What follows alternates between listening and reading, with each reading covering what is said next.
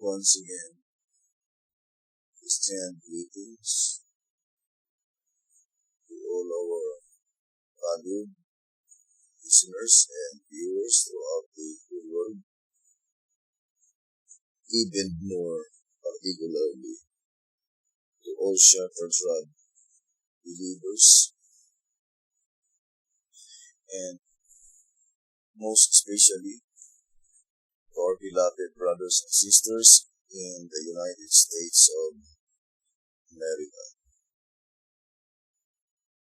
Special greetings to our brethren in Colorado, in Georgia, in Kansas, in Missouri, in Texas, Chicago, Illinois, in Arkansas, in California, in New York, in Pennsylvania, Canada, Fiji Island, Mexico, Spain, Africa, Kenya, Zambia, Pakistan, to the United Kingdom, to our brethren in Australia, to our brethren in Malaysia, as well as to our brethren in Indonesia, and to the rest of the 144,000 living saints scattered abroad. Greetings. May the good Lord bless you, my dear brothers and sisters. This is our special episode number 16. It's the last final warning message just prior to the close of the vision. We focus our attention to the deliverance of God's people. I would like to read the Great Controversy, page 299. It says, Great Controversy, from the day when the first pair turned their sorrowing steps from Eden, the children of faith have waited the coming of the promised one to break the destroyer's power and bring them again to the lost paradise.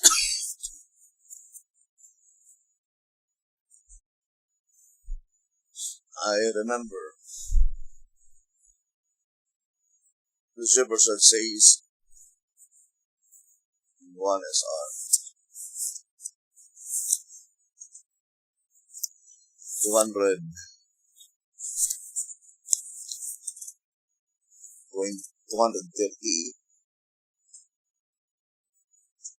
it says, as soon as sin entered in the beginning with the parents of the human family, and before they were driven out from their Eden home,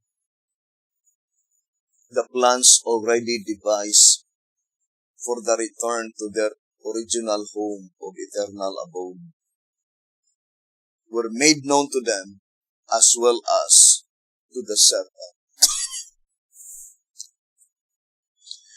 These preordained plans of God are better understood by studying His wonderful divine dealings with the human family. Onward through the ages as pictured in this chart.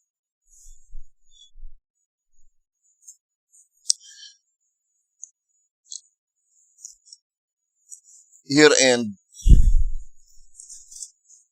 Spur Prophecy, Volume 1 SP, page 61.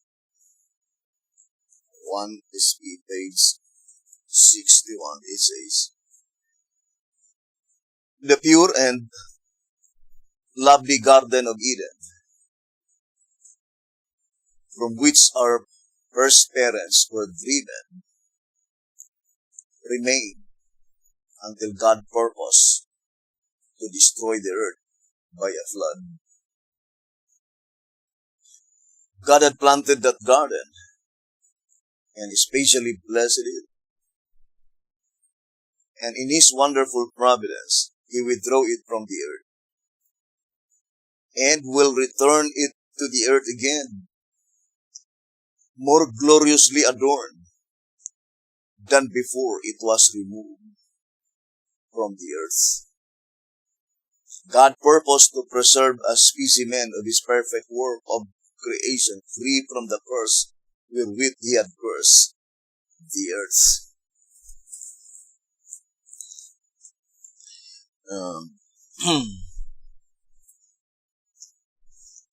One is P on page 61.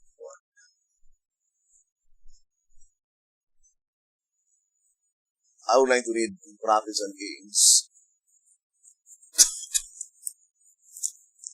681. It says,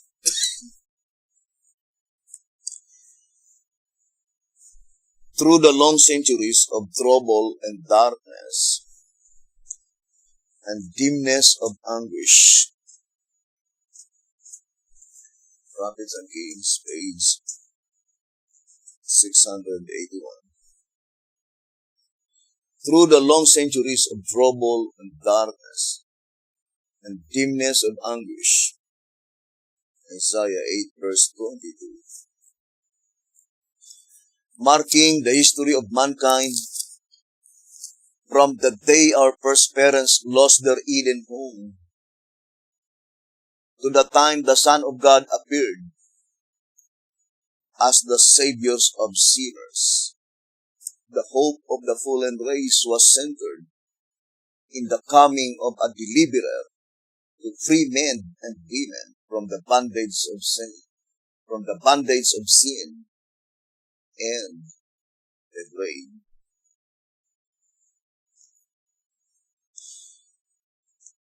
The first intimation of such a hope was given to Adam and Eve in the sentence pronounced upon the serpent in Eden, when the Lord declared to Satan in their hearing, I will put enmity between thee and the woman, and between thy seed and her seed. It shall bruise thy head, and thou shalt bruise his heel. Genesis 3 verse 15.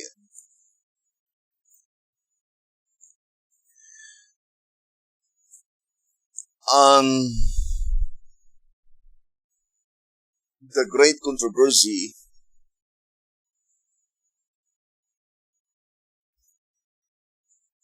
as we the great controversy page 505.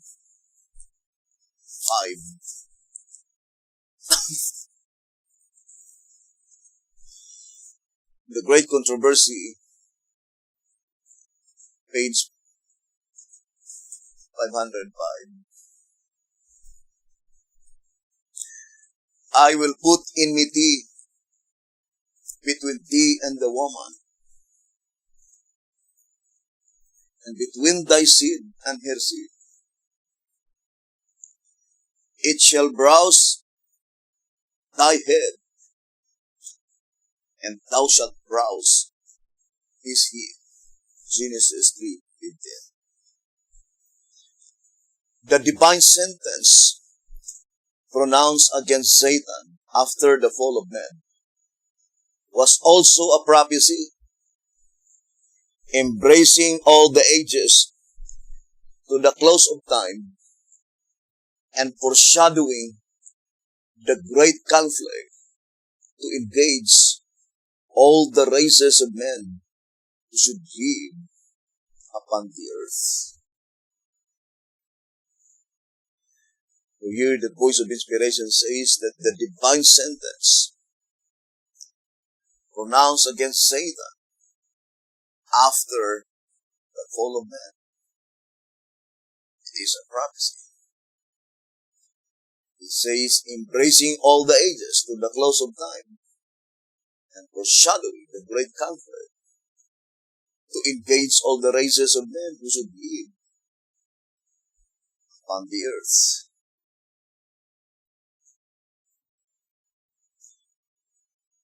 We know that the seed of the woman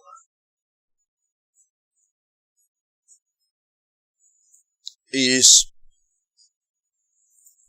pointing to Jesus Christ himself. It says here on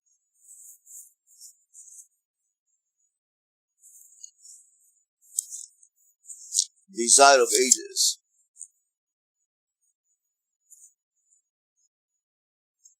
page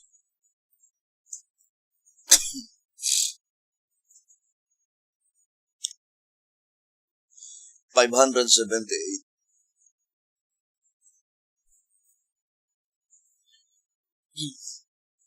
Reports have reached the rulers in Jerusalem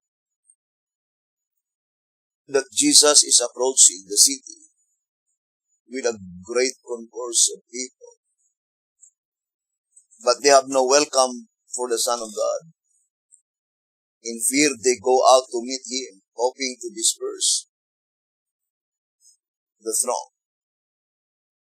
As the procession is about to descend the Mount of Olives, it is intercepted by the rulers.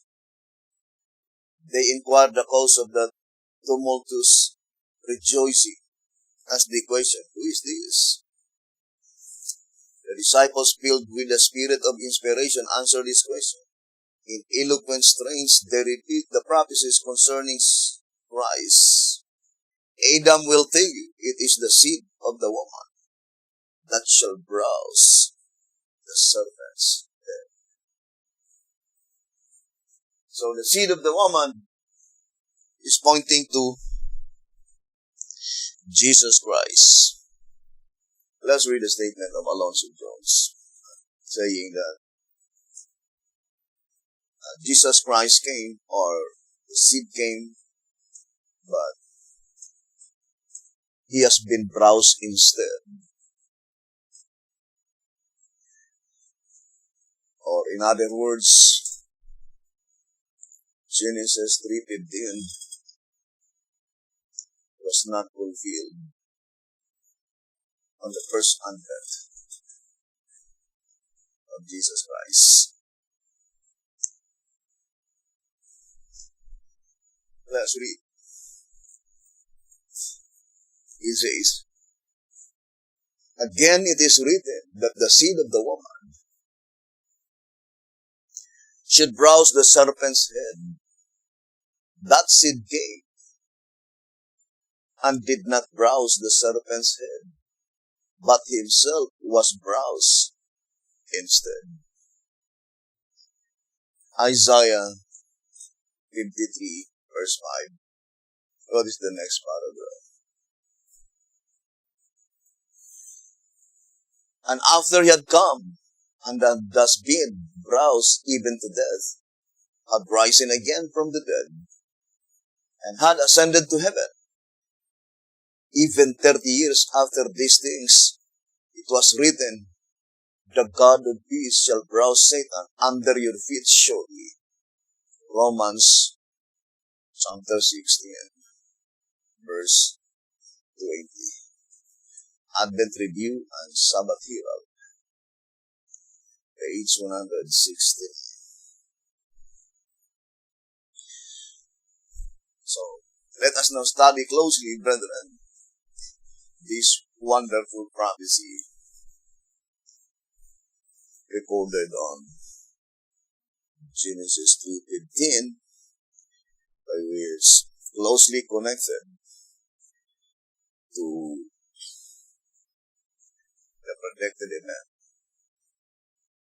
when God's people will return to their Eden home.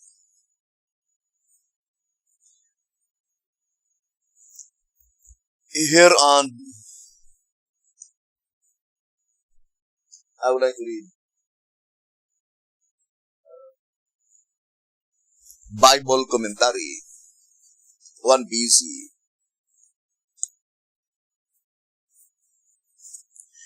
It says here,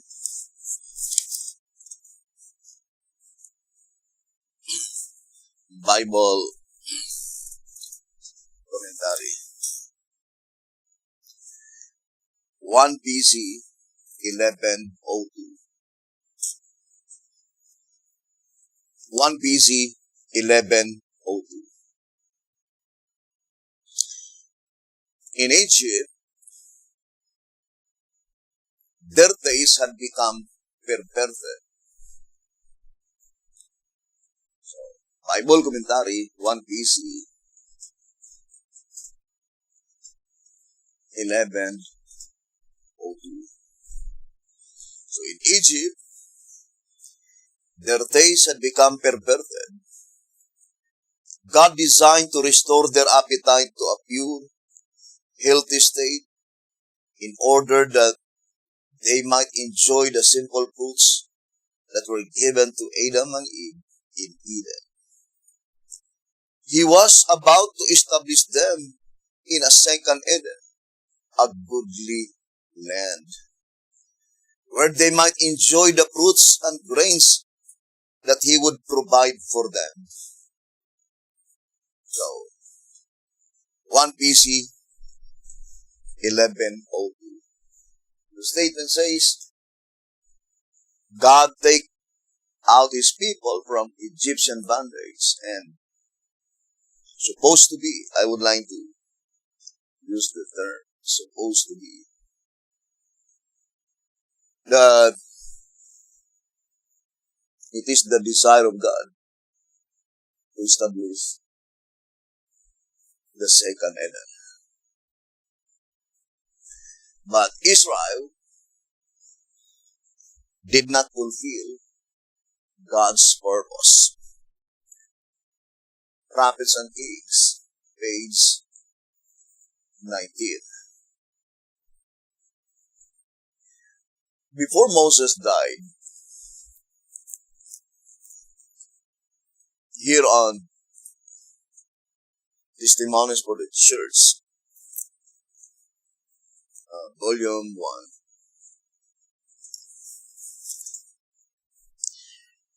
page 659.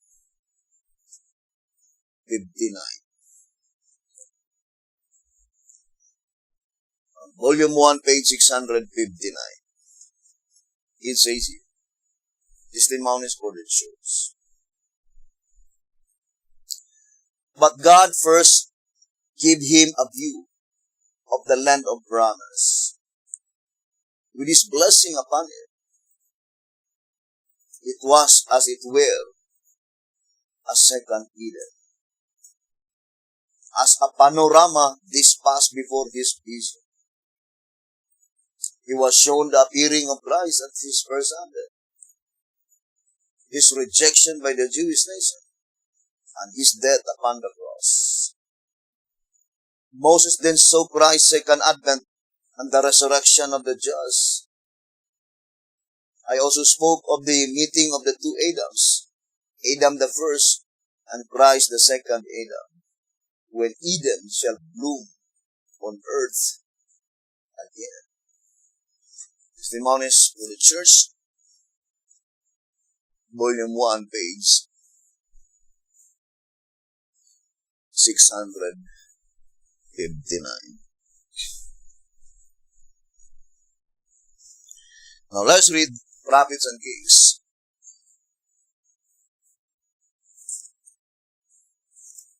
It says here, on page 720. Then it is that the redeemed from among men, That is the 144,000 living saints. Revelation 14, verse 4. Then it is that the redeemed from among men will receive their promised inheritance. Thus God's purpose for Israel will meet with literal fulfillment.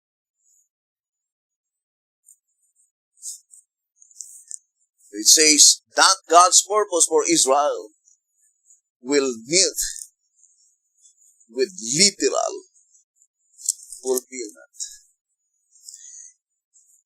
And page 713 and page 714 in Prophets and Kings, it says, that which God purposed to do for the world through Israel, the chosen nation, He will finally accomplish through His church on earth today. And page 714, it says, these witnesses for God are numbered among the spiritual Israel, and to them will be fulfilled all the covenant promises made by Jehovah to His ancient people. What a wonderful promise. All the covenant promises made by Jehovah will be fulfilled. Unto who? To the spiritual Israel. The living saints, the redeemed from among men, the saints that will no longer taste death. Here in Prophets and Kings, page 731, it says, to us who are standing on the very verge of their fulfillment, of what deep moments, what living interests are these delineations of the things to come. Events for which, since our first parents turned their steps from Eden, God's children have watched and waited long and prayed. Fellow pilgrims who are still amid the shadows and turmoil of earthly activities, but soon our Savior is to appear to bring deliverance and rest. Prophets and Kings, page 731.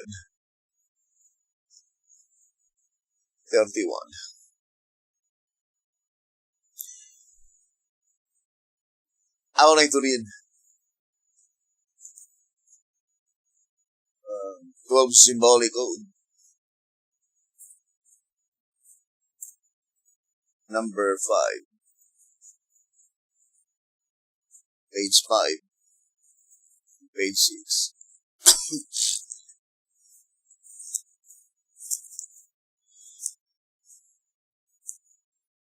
It says here, 12 symbolic code, number 5, page 5 and 6. Genesis 3, verse 15. Then it says, we cannot possibly misunderstand what woman God meant in this scripture. For there was but one woman, Eve. Then in the earth, in the presence of Adam and Eve and the serpent, God spoke these words, predicting the future outcome of Eve's seed and the serpent. Eve's children were to have their heel browsed by the serpent, the devil. And in return, the children of Eve, the human family, were to browse the devil's head, the serpent's head. Now, you know that even if one's leg were to be amputated, one can live on. but when one is decapitated, his life immediately ends. God predicted here that there was to be enmity between good and evil all through the time. And though the serpent would wound the human family, yet the descendants of Adam and Eve were finally to browse Satan's head. But you may say, Christ is to do that. I do not wish to dispute your word, but actually, it is Christ through the human family that is to accomplish it. For in Jeremiah 51 verse 20, God himself declares that Israel is to be his battle axe, his weapon of war. For with Israel will he break in pieces the nations. Then though it is to be accomplished by the will and direction of Christ, yet Christ will do it through his people. In this way, his people who have been wounded by Satan will finally browse Satan's head. Globe symbolic code number 5, 5, and 6. Let's read White House Recruiter. Pages 61 and page 62. It says,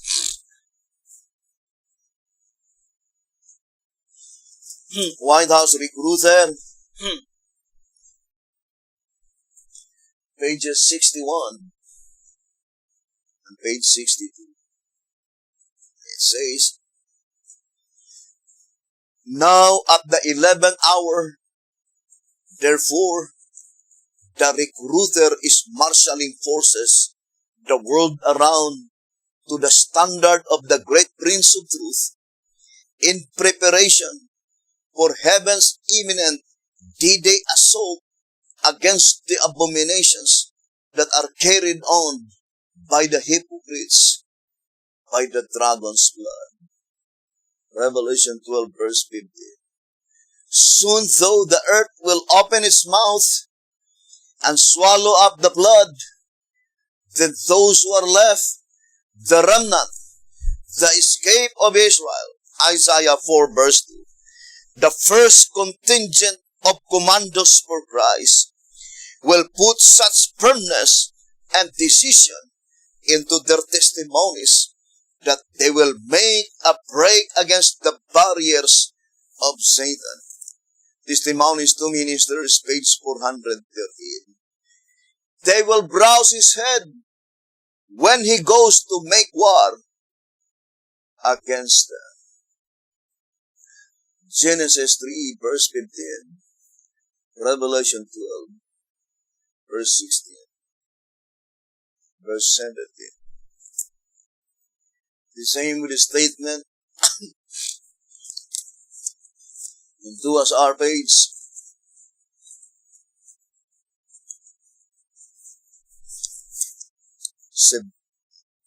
76.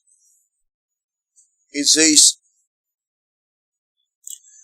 to us our page 76.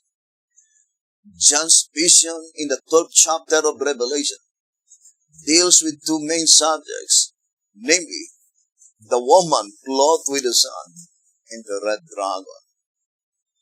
The latter has been explained. See pages 65 to page 69. The symbol of the woman in the New Testament times covers three divisions. First, the apostolic period. Second, her absence from civilization in the wilderness for 1,260 days or years of papal persecution, verses 6 and verse 14. And the third and the last period of the church while in conflict with the dragon. So, that is the projected event. The woman who will be in conflict with the dragon. So, let us now study closely that um, predicted event. Here in one is our packet edition on page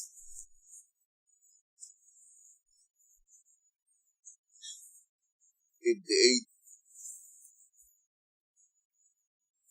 Let's read. One is our packet edition. On page 58,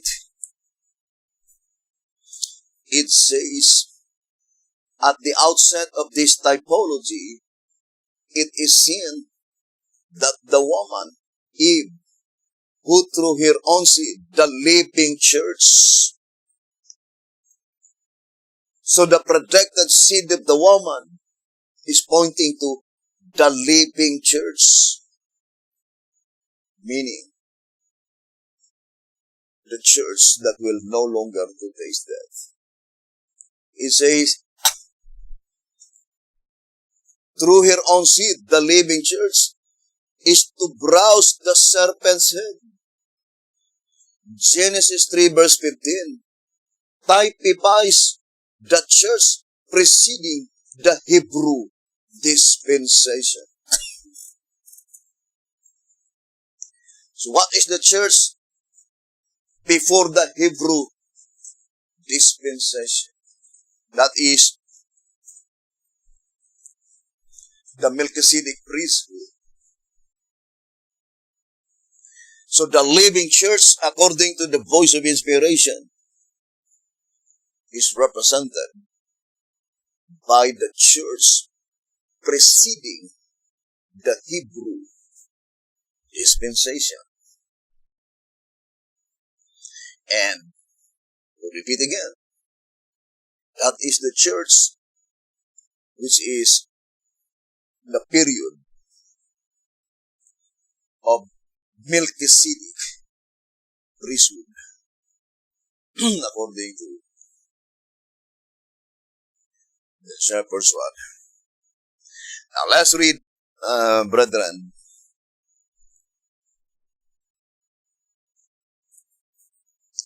Here in 1 SR,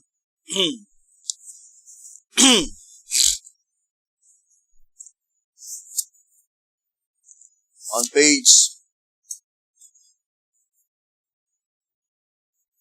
1 SR, page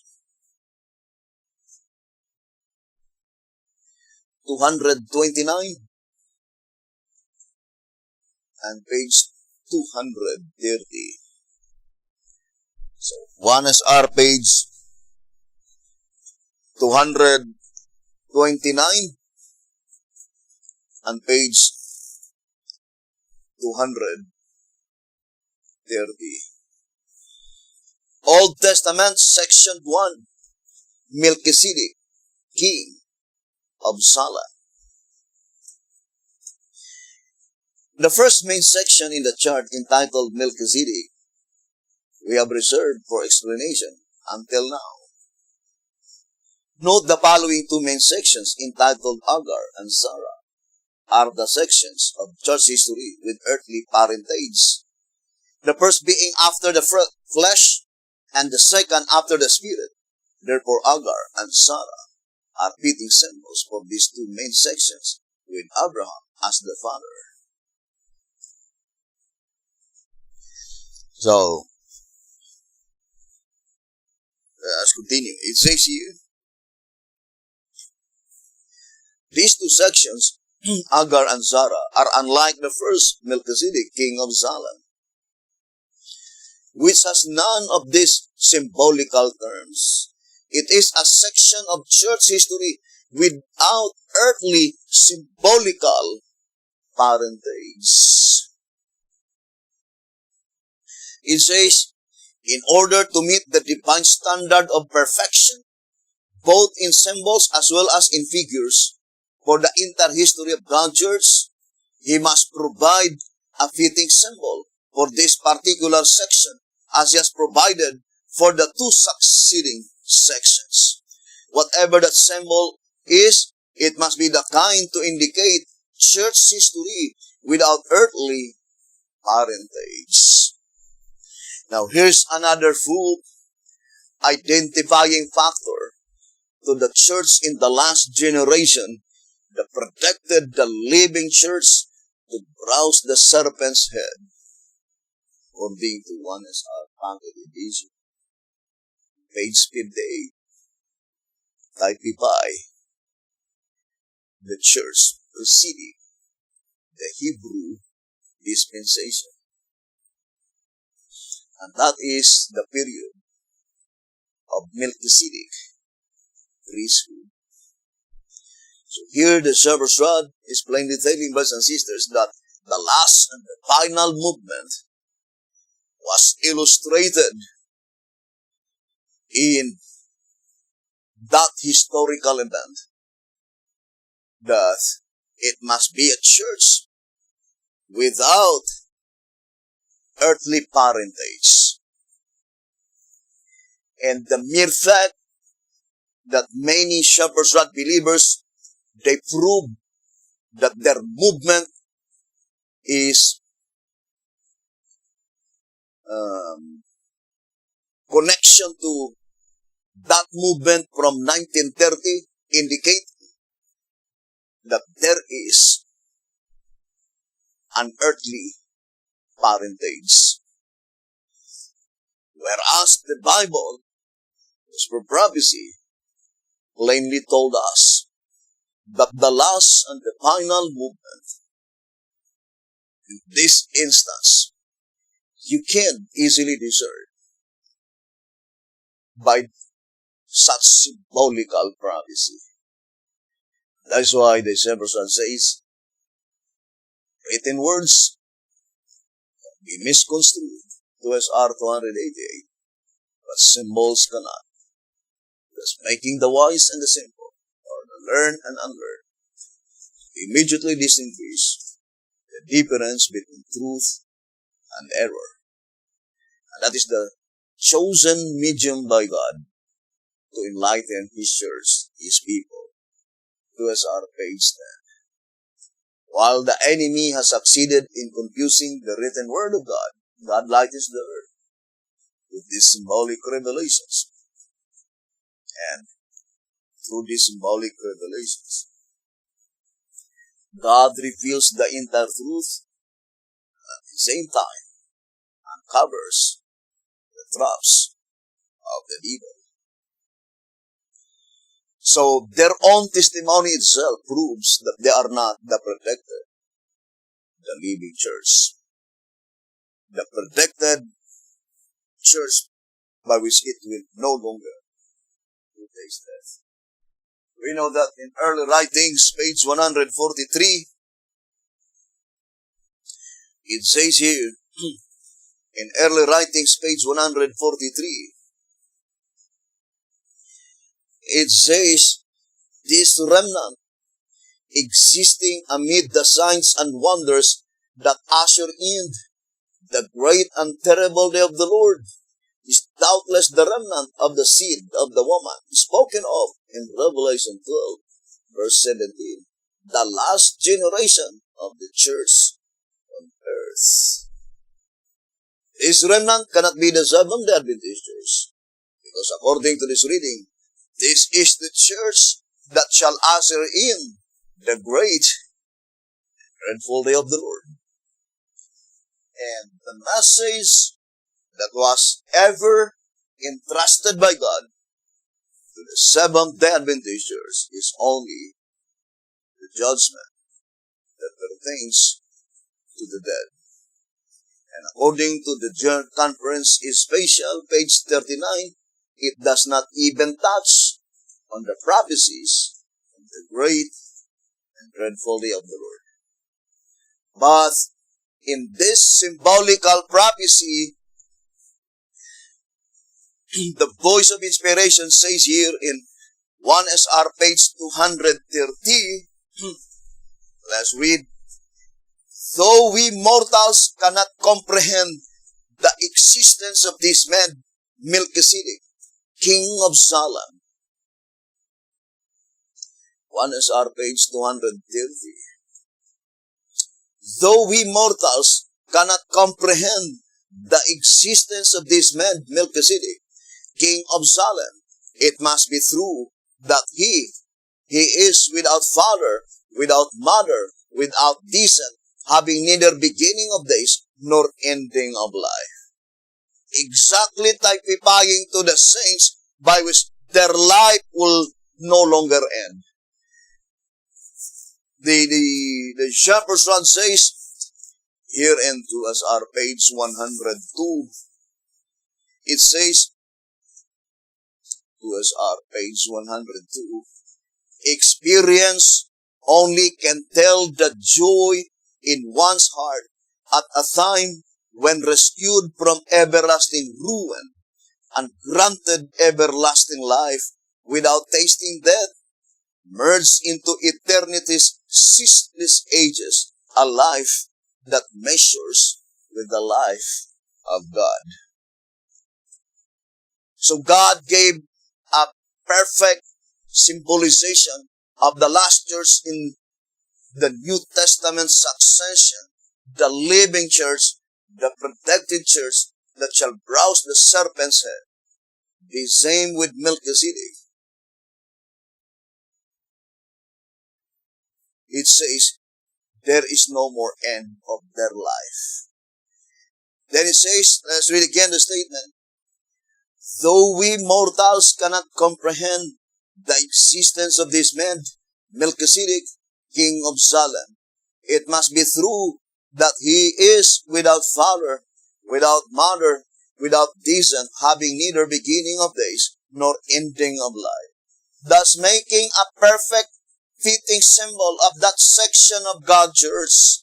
You see, perfect fitting symbol of that section of God's church, which is called the living church, according to 1SR Pocket Edition, page 58, because they will no longer taste death. Then it says, again we see 1SR 230. Again we see God's perfection in perfect symbols for the entire history of His church. So here, my dear brothers and sisters, the Shepherd's Rod made it so plain that the last church, the living church, the church that shall usher in the great and dreadful day of the Lord,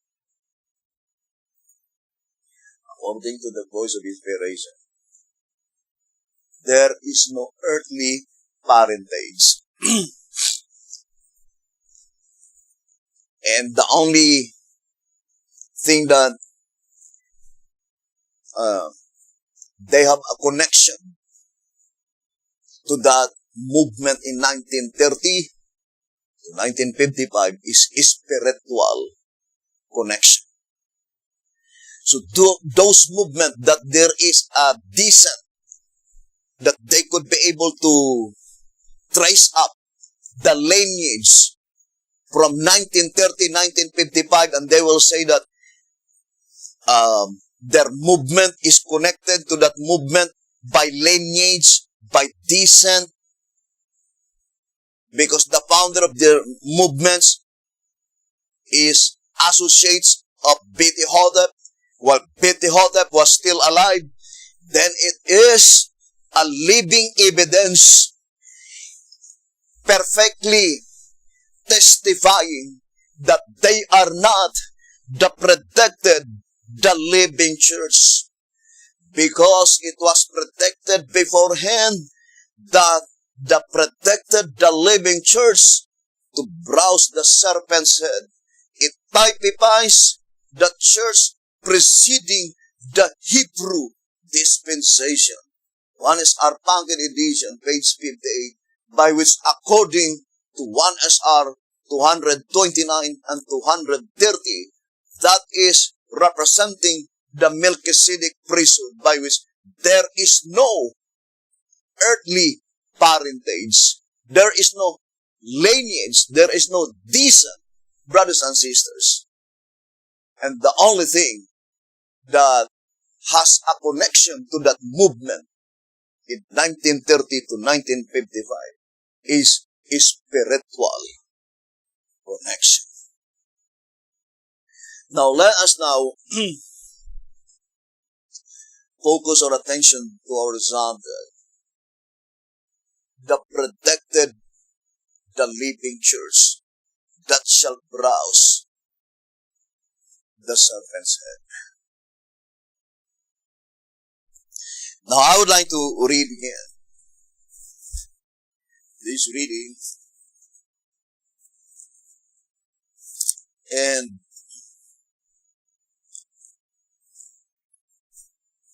it says here,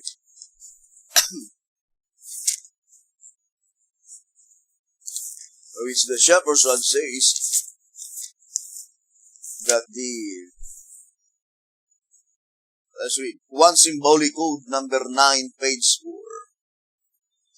One symbolic code number 9, page 4. The night is approaching, and the shadows of the dark ages are beginning to fall upon God's people. One symbolic code number 9 on page 4. The night is approaching, and the shadows of the dark ages are beginning to fall upon God's people, when all that will live godly in Christ Jesus shall suffer persecution. 2 Timothy chapter 3, verse 12. The time is nigh upon us, of which prophecy says, the dragon was wroth with the woman, and went to make war with the remnant of her seed, the 144,000.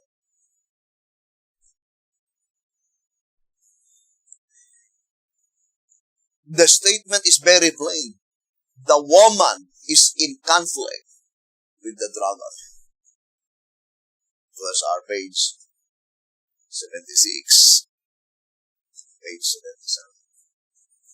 It did not say the dragon is in conflict with the woman, but rather it says the woman, the third period, the last period. It says, while in conflict with the dragon. Because as far as the Bible is thus concerned,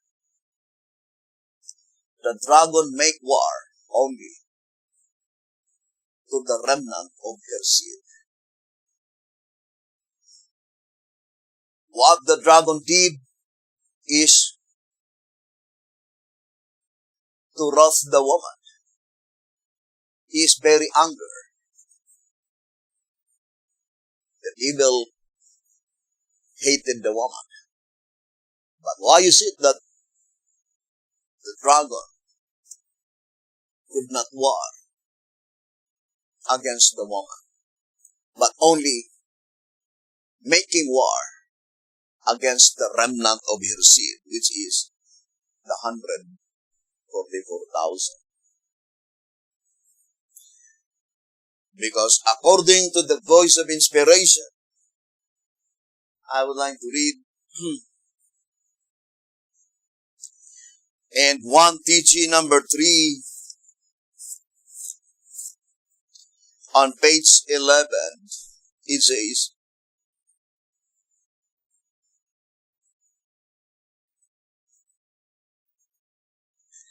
when the dragon attacked the woman, she was already clothed with the sun.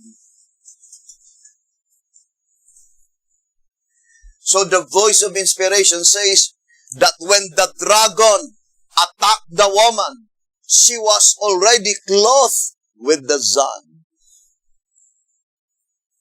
Now let us ponder deeply, brothers and sisters. Would you think the devil waited that the woman will be clothed with the sun first before the dragon will attack the woman? I think that is not the intention of the devil. If possible, he could be able to kill the woman First of all, brothers and sisters, in this study, this reading is always need to be applied. The admonition given in 7 Symbolic Code, 7 to 12, page 19. 7 Symbolic Code, 7 to 12, page 19. It says, "We have learned much, and no doubt there is much more for us to learn. It is the follow-on and the go-through spirit that will finally land the remnant without fault on the heavenly Mount Zion. My conclusion is that we should give up no scriptural truth, but that our false applications and interpretations of Scripture and consequent false ideas of order and propriety should be given up as fast as possible." The Review and Herald, May 29, page 1860.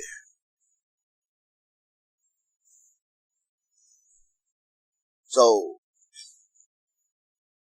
that is the admonition given by both prophets, Sister White and P.T. Harvey. For example, we should not give up Revelation 12:13. That scripture truth, brothers and sisters, should not be given up. Let's read Revelation 12, verse 13. Revelation chapter 12, verse 13. "And when the dragon saw that he was cast unto the earth, he persecuted the woman which brought forth the man-child." So, we need to study Revelation 12, verse 13, and we should not give up that scriptural truth. First, of course, we'll no longer explain who is the dragon, because that is the devil. Even in the Bible, Revelation 12, verse 7 to 9, that is the devil. That is Lucifer. But the most important part in Revelation 12, verse 13, to ascertain clearly who is she, the woman that had been persecuted by the dragon. According to Revelation 12, verse 13. It is the woman which brought forth the man-child.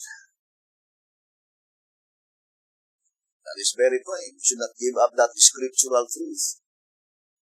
Now, on the first advent of Jesus Christ, when does the persecution begins? According to the shepherd's rod, the answer is Revelation 12:13. After the dragon was cast unto the earth. Now let us read 2SR. Here in 2SR page 67, it says, "Satan still had access to heaven in Job's time. Therefore, he must have been cast out at a later date." Says John, "And when the dragon saw that he was cast unto the earth, he persecuted the woman which brought forth the man-child." Revelation 12, verse 13. The next necessary step is to find when the dragon first persecuted the woman. And then it says, the Christian church. We shall then have the truth of the time Satan was cast out. That time of persecution is recorded in the Acts chapter 8, verse 1. "And Saul was consenting unto his death, the death of Stephen. And at that time there was a great persecution against the church, which was at Jerusalem. And they were all scattered abroad throughout the regions of Judea and Samaria, except the apostles." Thus the great persecution against the church was about 34 AD. It is true that Satan persecuted Christ before that time. But Christ is not the woman. He is the child whom Satan wished to devour. Therefore, Satan was cast out immediately after Christ ascended on high, or after Christ ascended on high. Now, let's analyze again the statement in page 67. If you will look at the only objective of the prophet, quoting Revelation 12:13, is to find out the exact time by which the dragon was cast from heaven unto the earth. The exact year by which Satan was no longer allowed to visit either the 11 planets or either the 88 constellations, how much more the paradise of God, the third heaven. And that was in 31 AD. In 31 AD, the only place that Satan could go around is only this planet Earth. But it cannot be construed that the fulfillment of Revelation 12:13 was fulfilled on the first advent of Jesus Christ. Why? Because the woman that had been persecuted in 34 AD is the Christian church. And the Christian church is not the one who brought forth the man-child. Now, I would like to read to us it's easier, in to us our page 72. To us our page 72. Thus it was the Jewish church. Thus it was the Jewish church that brought forth the Son of God and not the Christian. So I would like to read again. It says, thus it was the Jewish church that brought forth the Son of God and not the Christian. Or in other words, pointing to the apostolic church. It is not the apostolic church that brought forth the man-child. Therefore, the description in Revelation 12 verse 13 was not fulfilled on the first advent of Jesus Christ. Because the woman who brought forth the man-child is the Jewish church. The dragon did not persecute the Jewish church, but rather became instruments of the dragon to persecute the Christian church. It says here in tract number 12, page 43, to begin with, we see from this scripture that the woman left her vineyard, homeland, Palestine, and went into the Gentile world after her child was born, that is, in her Christian period, when the dragon persecuted her through the instrumentality of the Jews.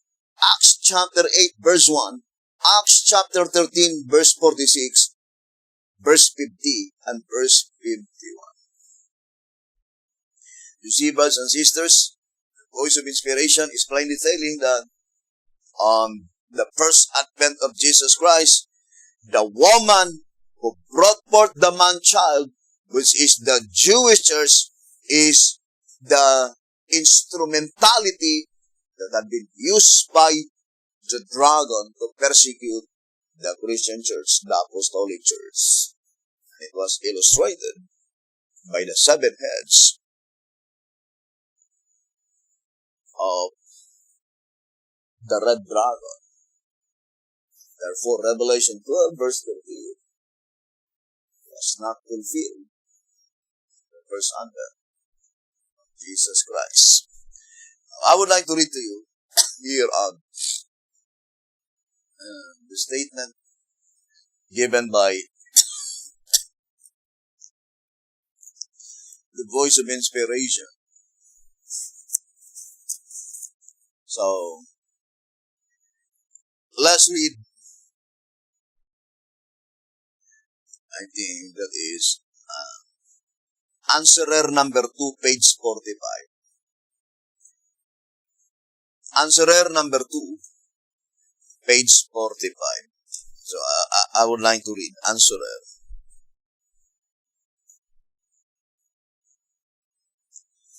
Answerer number 2, page 45.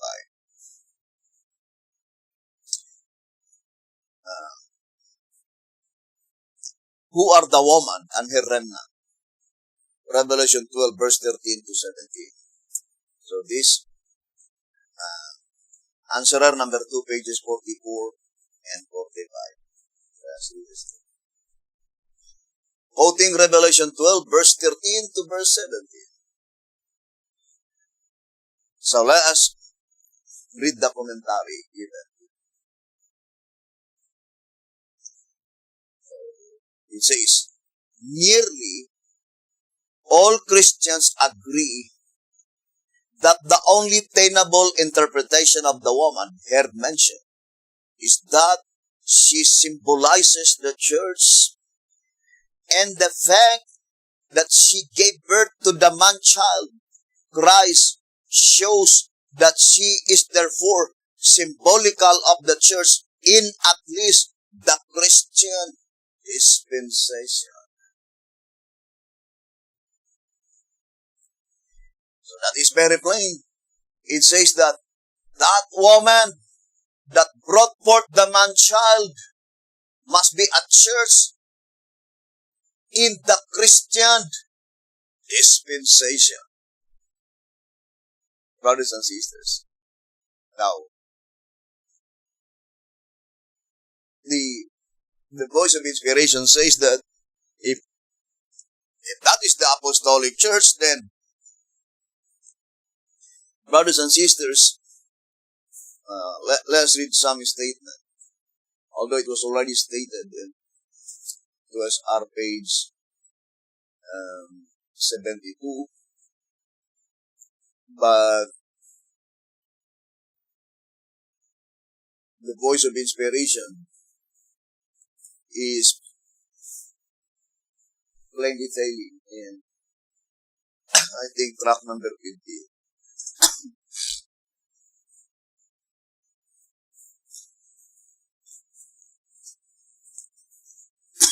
Saying that, to say that the woman who brought forth the man-child is the Christian church, while in reality,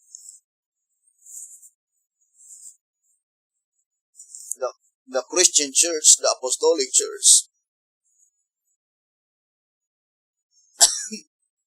it is Jesus Christ who organizes church. I will go to the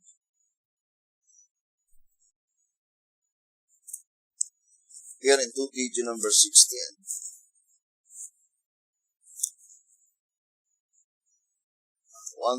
2TG number 16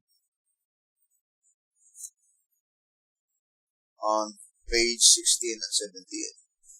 It says, now the questions naturally arise. If Christ is the one who brought forth the Christian church, then how can she be his mother?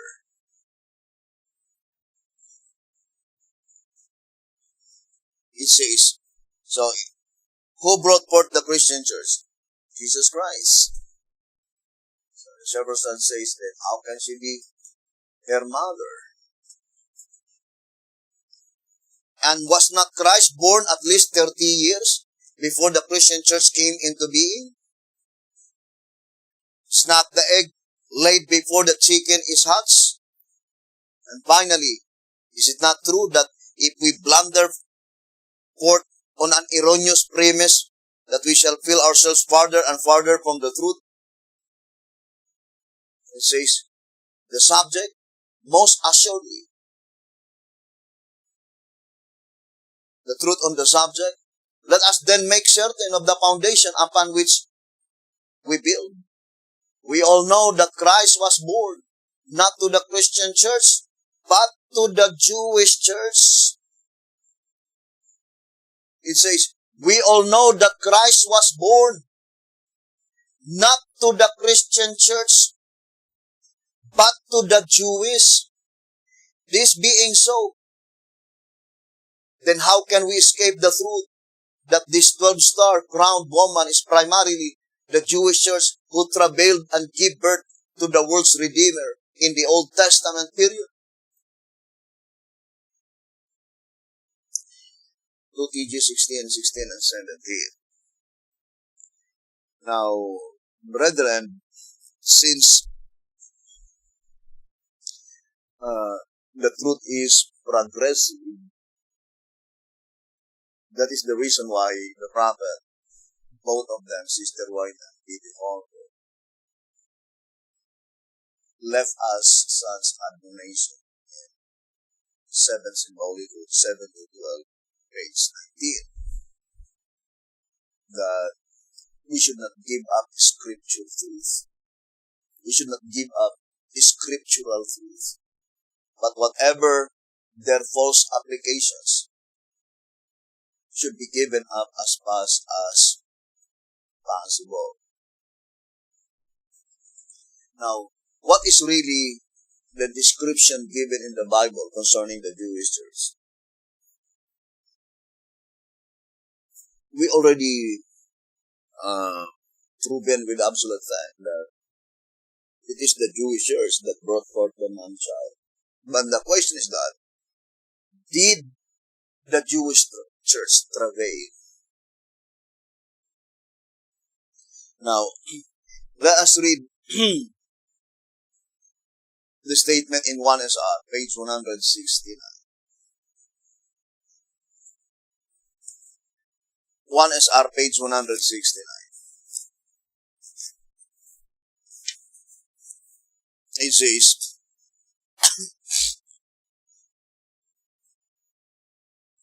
it is concerning Isaiah 66, verses 7 and verse 8. Isaiah 66, verses 7 and 8. Before she travailed, she brought forth. Before her pain came, she was delivered of a man-child. What heard such a thing? What seen such things? Shall the earth be made to bring forth in one day? Or shall a nation be born at once? For as soon as Zion travailed, she brought forth her children. In these two verses, a comparison is made with the church at the first coming of Christ, the Jewish church, and the church just prior to His second coming. Before she travailed, before her pain came, this refers to the church at the time Christ came. She did not expect Him, travailed not. What is the description of the Jewish church? The Jewish church travailed not. Nor did she fail or know when He came. Though she was not worthy, she was delivered of a man-child. So if the description of the Jewish church, they did not travailed not, then it could not be the prophecy in Revelation chapter 12. So, Revelation chapter 12, the direct fulfillment must be in the judgment that pertains to the living. Why?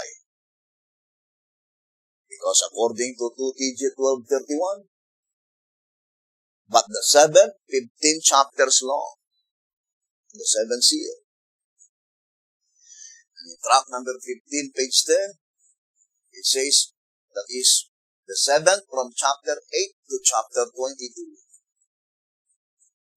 So chapter 12 is a part of the seventh seal. Besides, in the Great Controversy 438, saying a correct interpretation employed in these symbols is necessary to an understanding of this message. What is the beast? The mark, the image. Great Controversy 438. And it says, the line of this prophecy is found, begins on Revelation chapter 12.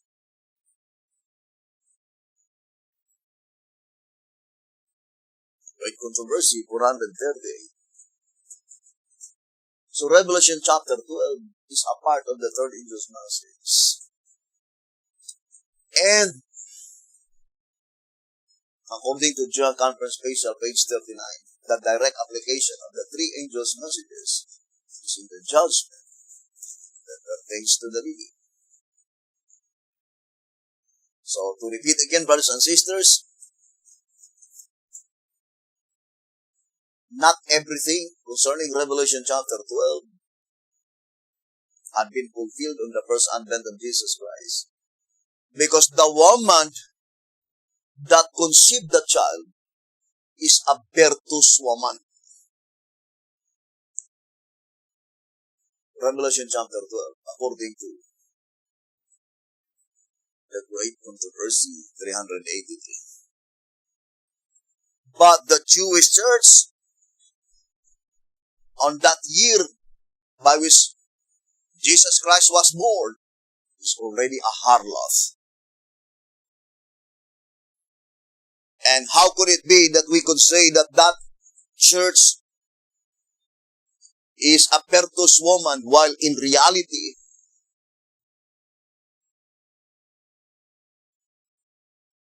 the Jewish nation, the Jewish church, represents the seven heads of the great red dragon. According to 2SR page 69.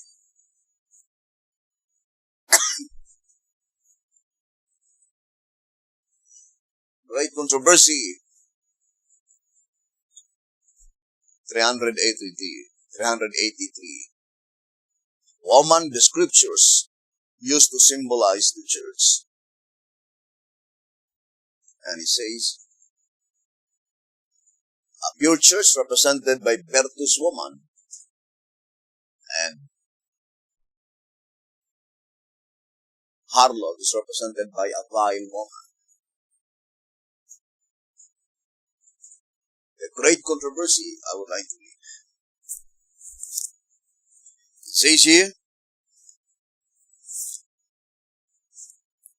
the Great Controversy, page 300.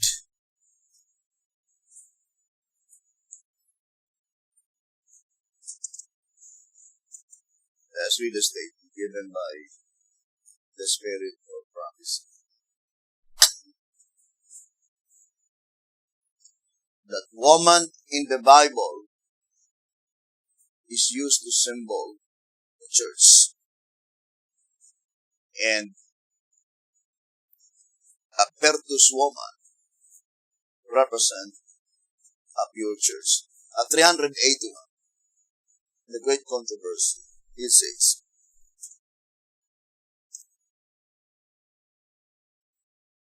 let's read the statement.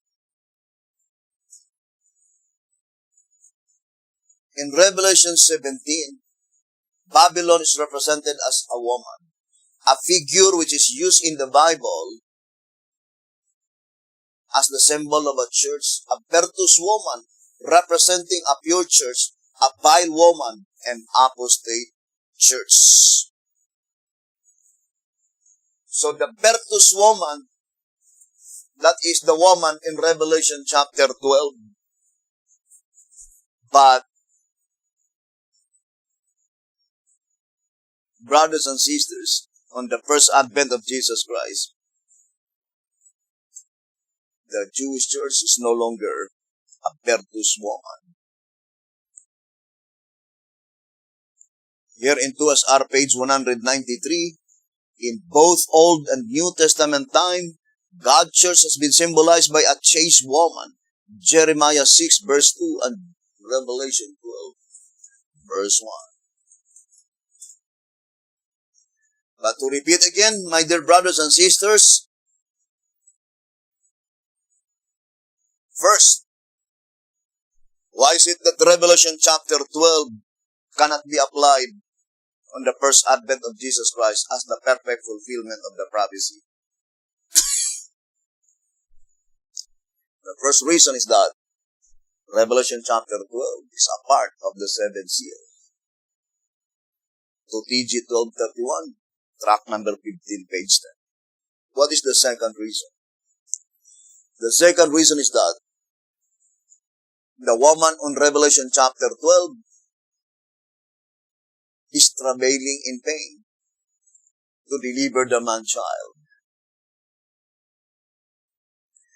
And the Jewish church, in Isaiah 66 verse 7, as interpreted in 1SR 169, did not travail.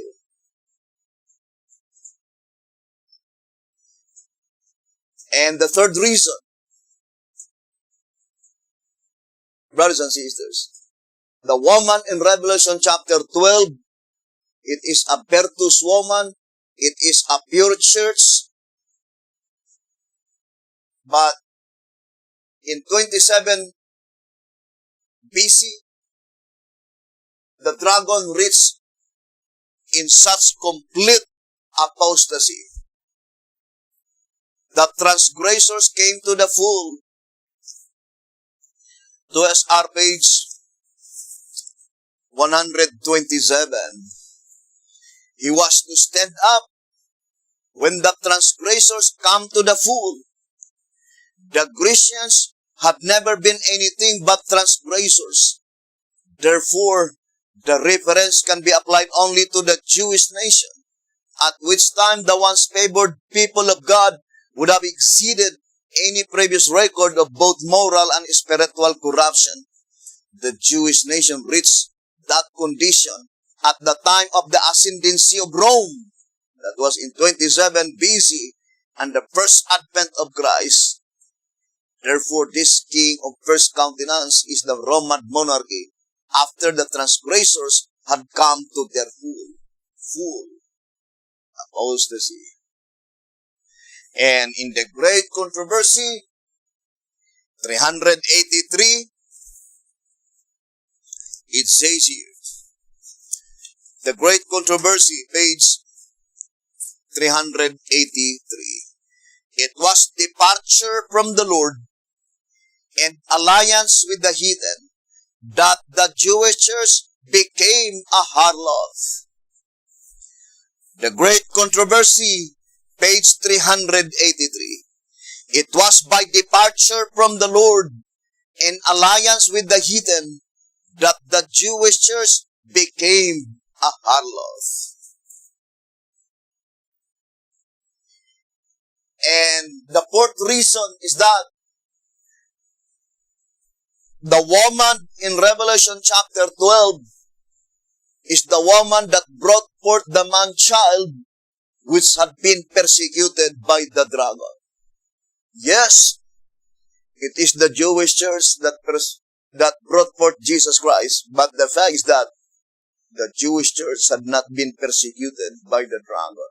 It is the apostolic church, the Christian church, by which that church is not the church that brought forth the man-child.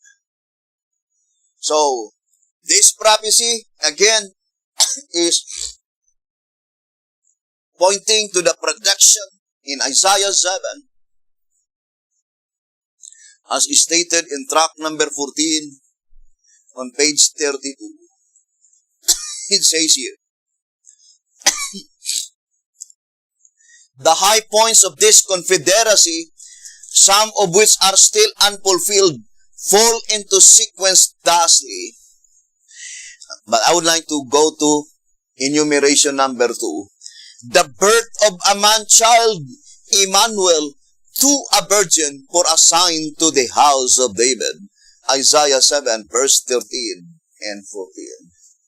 So the birth of a man-child, according to this reading, in tract number 14 on page 32, is still unfulfilled. And that's why Emmanuel, according to tract number 14, it says here, tract number 14 on page 34, wherefore the virgin birth prophecy does not refer alone to the birth of Christ, but even more significantly to his followers. Tract number 14 on page 34. So here in 12 Symbolic Code, number 1 on pages 5 and 6, let's read here. 12 Symbolic Code, number 1, page 5 and 6. It says, since, as has already been pointed out, Christ, Emmanuel, did not live in the time of such confederacy, it must be that not only Israel, Syria, and Assyria are types, but Christ himself is also a type. We learn that Emmanuel, meaning God with us, could represent only his true followers, the born-again Christians. 12 Symbolic Code, number 1, pages 5 and page 6.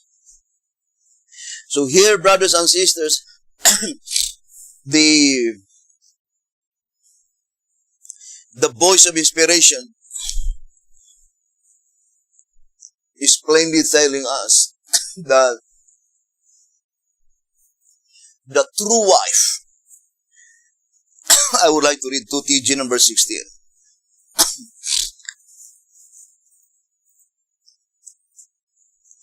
2 TG number 16, page 18. It says, taking all these points into one common whole, they positively show that the woman is symbolical of God's ever-living church for all times. And that she is his saving truth, his true wife. So let us now analyze closely, who is she by which Jesus Christ declared, she is not my wife? And who is she by which Jesus Christ declared, she is my true wife? So, let's read here and the Old Symbolic Code.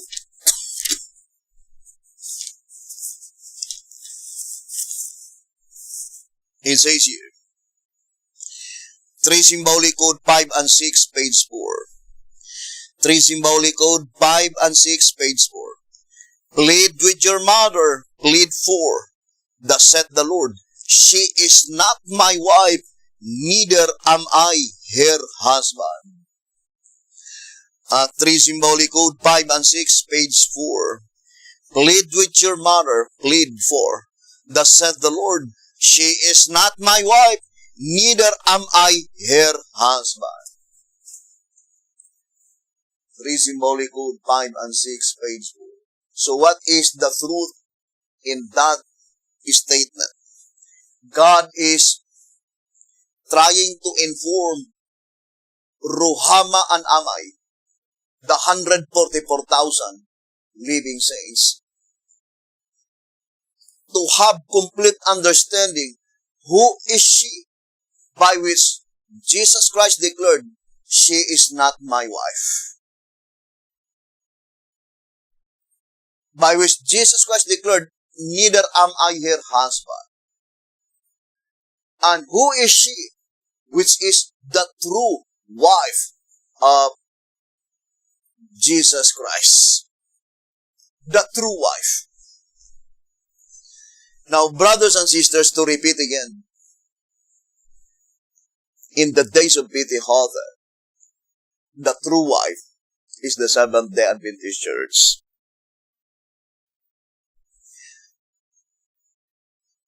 And the message that was given by God to Jezreel, which is Pentecost, is a message of reconciliation. It says here in tract number 4, page 5, with deepest anxiety, I am writing to implore you to make overtures to our estranged mother, that we may effect her reconciliation, save our father from his inconsolable grief, and regladden our now unhappy home. So that statement can be easily understood that the message entrusted by God in the Holder is a message of reconciliation. The situation of the Jewish church is the same with the Seventh-day Adventist church. The last messenger that God sent to the Jewish church is John the Baptist. But they rejected John the Baptist. Not only rejected, but killed John the Baptist. Therefore, God rejected that on 34 AD, the end part of the 490 years or the 70 weeks. The same with the Seventh-day Adventist church. The last messenger, the last prophet that God sent to the Seventh-day Adventist church is antitypical John the Baptist. That was Pentecost, as he himself declared in 1 KG number 36, page 4. And brothers and sisters, the Shepherd's Rod declared clearly in 2 Symbolic Code number 10. 2 Symbolic Code number 10 on page 6. Demoted but not yet cast out. So, in the days of Pentecost, the Seventh-day Adventist church leadership had been demoted. But the fact is that she was not yet cast out. That is very plain. She was not yet cast out, brothers and sisters.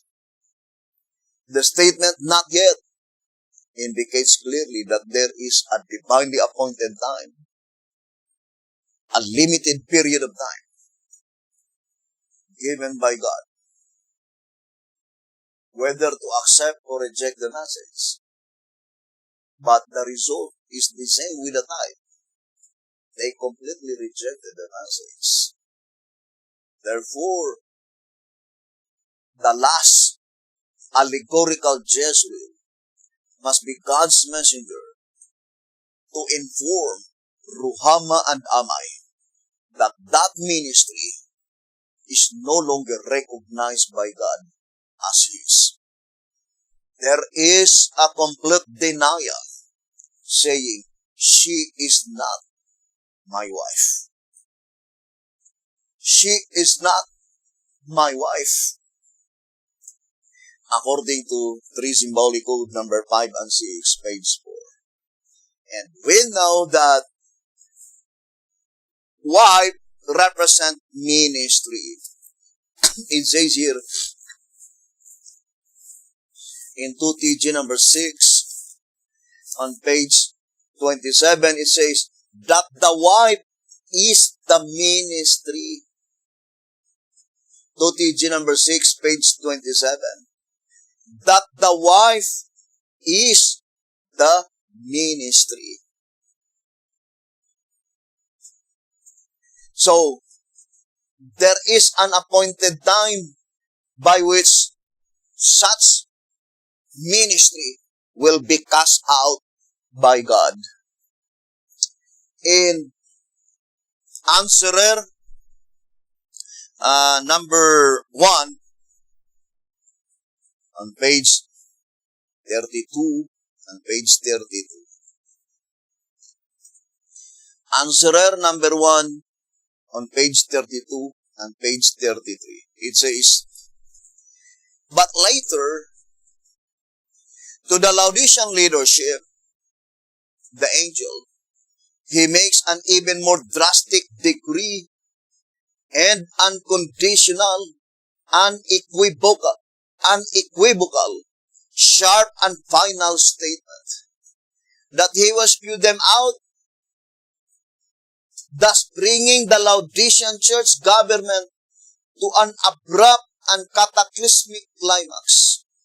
At this very time, then the church is to undergo a thorough house cleaning, a change of administration and organization, even as anciently the kingdom was rent from Saul and given to David. 1 Samuel 15 verse 28. And just as David, the 8th son of Jesse, was not chosen until the succession of his 7 brothers had one by one passed in review, so the house of David, Zechariah 12 verse 8, Testimonies volume 5 page 81, the church freed from the tares, the 8th church in the New Testament succession, was not to come into being until the succession of 7 had passed one by one. So, you see the accuracy of the prophecy, brothers and sisters. That is why I remember the statement in the Old Symbolical. It says, Old Symbolical, let's read the statement.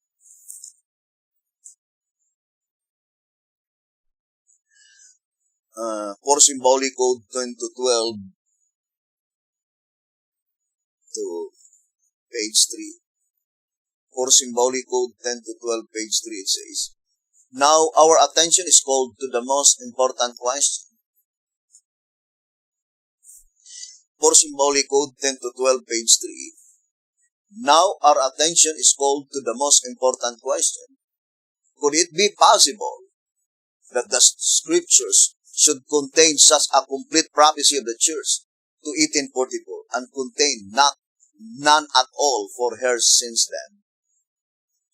All must honestly agree that to leave the church out of prophecy at any time is illogical and also impossible, for God has never left his people in darkness, and he surely would not do so now at the most important time in the world's history. Then why does the church of today know so much about the prophecies of the past and so little of the prophecies concerning her own destiny? But the absolute fact is that, in reality, from 1844 onwards, there must be a more complete prophetic information. And we know that the church in 1844 is typifying soul. According to tract number 8. Tract number 8 on page 47. Page 48. It says, why David a type? Inevitably because he is the only one who perfectly fits the antitype. The leadership in the time of the loud cry of the third angel's message. This being so, then it necessarily follows that Saul, the first king who reigned over Israel and who was largely responsible for the early experience of David's life, is a type of the church leadership in the period preceding the loud cry, the leadership which was raised up in 1844. You see, the leadership that was raised up in 1844, that is antitypical soul, and for the sole purpose of gathering the 144,000, the first fruits of the kingdom. In its case, type perfectly matches anti-time.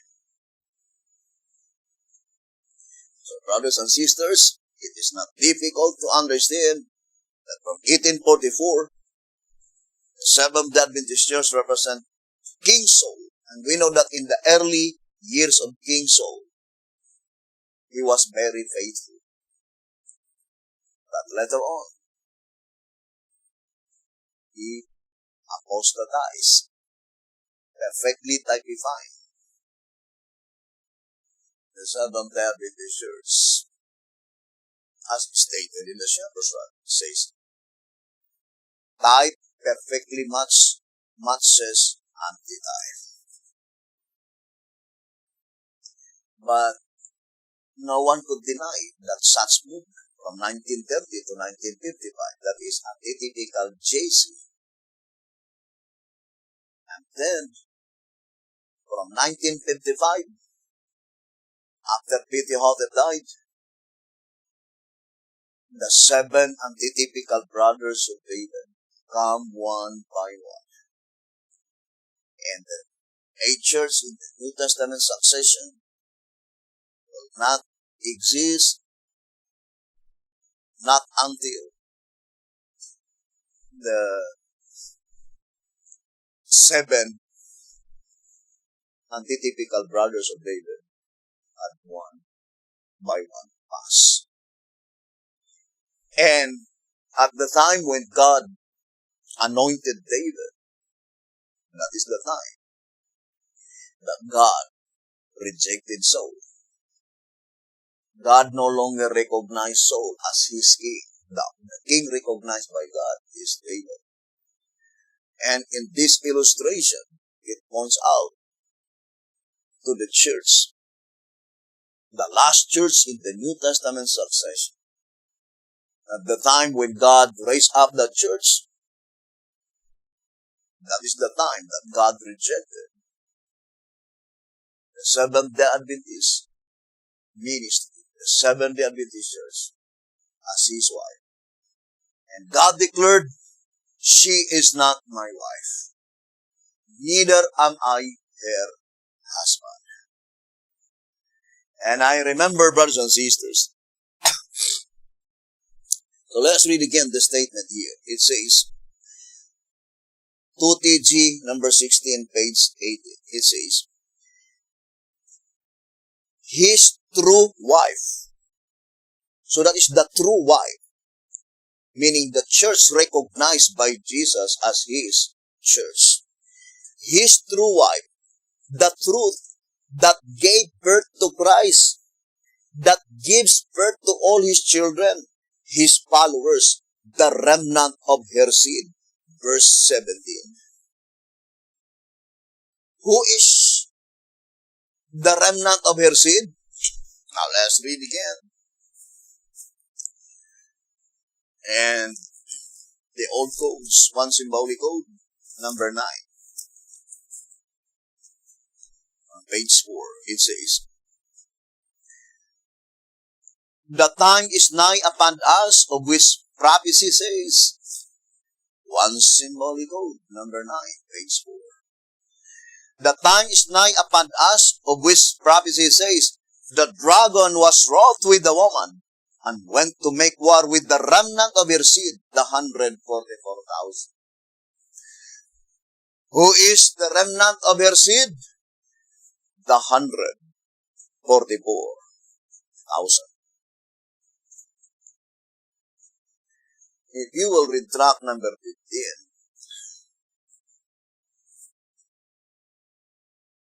it says here,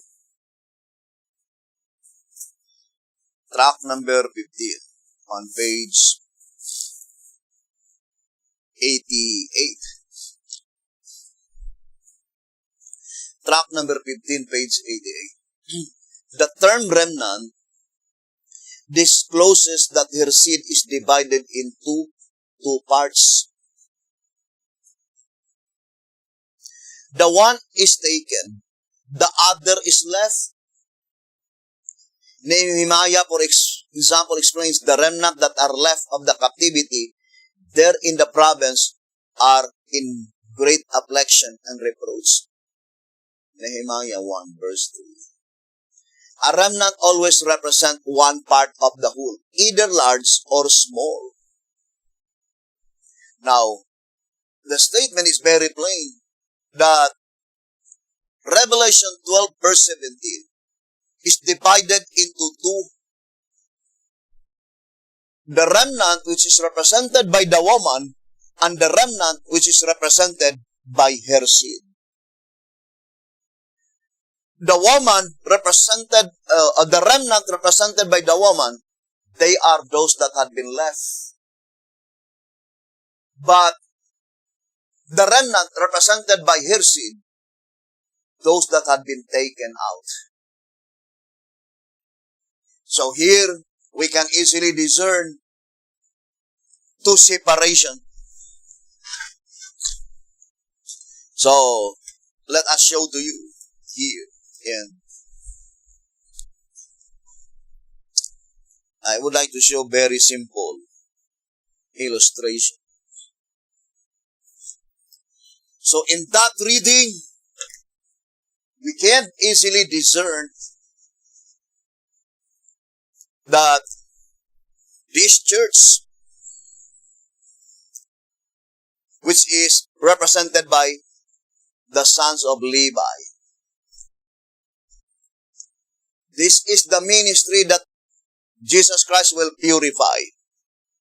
The wicked will be taken out from among them. The wicked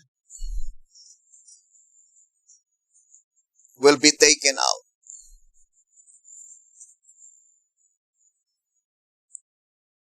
Among them. So, this is the remnant that had been left in tract 15, page 88. The remnant that had been left.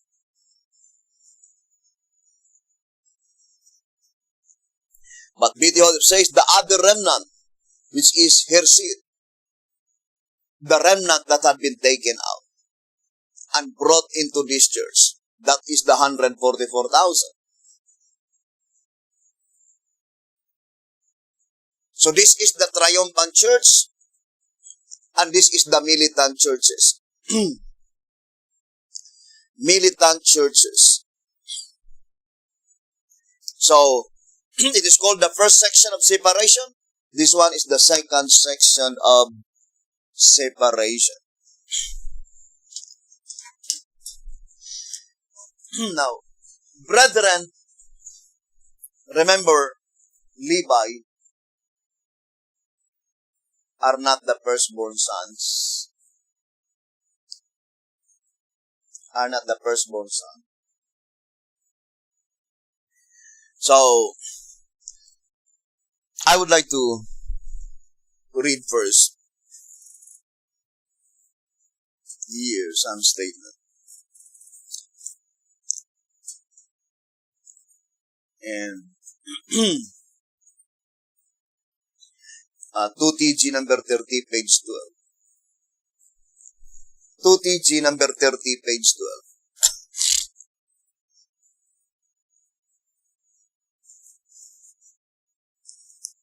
So let's read 2TG number 30 on page 12. Whom in particular will he purify? 2TG number 30, page 12. Whom in particular will he purify? Let us read. Malachi 3 verse 3. And he shall sit as a refiner and purifier of silver, and he shall purify the sons of Levi, and forge them as gold and silver, that they may offer unto the Lord an offering in righteousness. He says, the Levites, comprise the tribe from which came the priesthood, the ministers of the Lord. And since this prophecy is to meet its complete fulfillment in our day, the figure is clear. The Levites, the ministers of the Lord in our day, are to be purified. Now, Let us go first to 1SR on page 38. 1SR page 38. It says,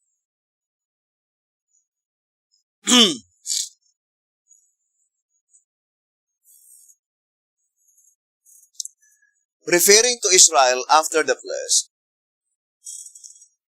which is a type of the true Israel, namely the 144,000, God said, Israel is my firstborn. The priesthood in ancient Israel was supposed to be made up of the firstborn of every family. Therefore, the priesthood is termed the firstborn. Had Israel obeyed God in all His precepts, this plan would have been carried out. But when they reached Mount Sinai, they made the golden calf and worshipped it. When Moses came down from the mountain, he took a record of all who had worshipped the calf. Standing in the gate of the camp, Moses called the people, "Who is in the Lord's side? Let him come unto me." Those who had not joined in the apostasy were to take their position at the right of Moses. Those were guilty but repentant at the left. The command was obeyed.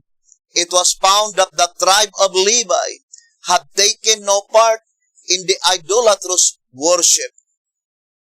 Patriarchs and Prophets, page 324. For this reason, God honored the tribe of Levi. We read on page 277, after the institution of the tabernacle service, the Lord chose unto Himself the tribe of Levi for the work of the sanctuary instead of the firstborn of the people. So, who are they, brothers and sisters? The ministry represents Levi. According to the Jefferson, according to the Bible. So, Malachi 3 verse 3 is pointing to the ministry. Now, if you will look at on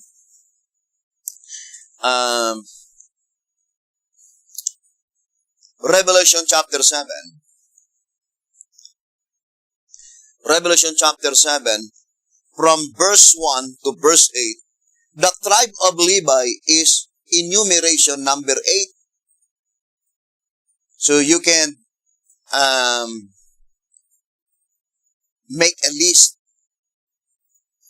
Judah first, Reuben second, third, Gad, fourth, Asher, fifth, Nephthalim, sixth, Manasseh, seventh, Simeon, eighth, Levi. Why is it that Levi is in enumeration number 8? It's so because it points out to the last ordained ministry, the 8th church in the New Testament succession, by which it is no longer the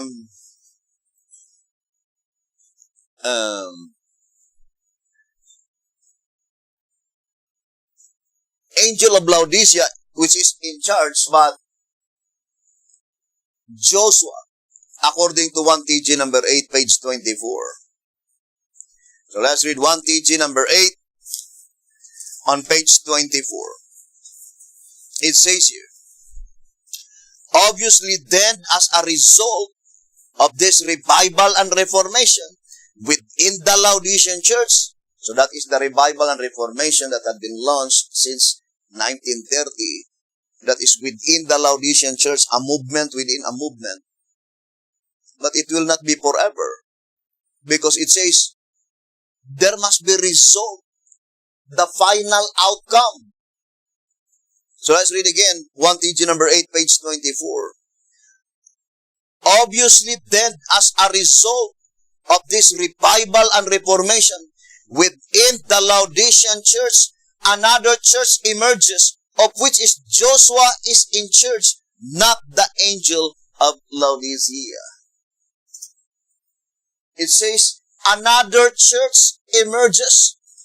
Not the same church, but another church emerges according to the voice of inspiration. Remember, brothers and sisters, in 2TG number 30, page 15, 2TG number 30, on page 15, it says, let's read.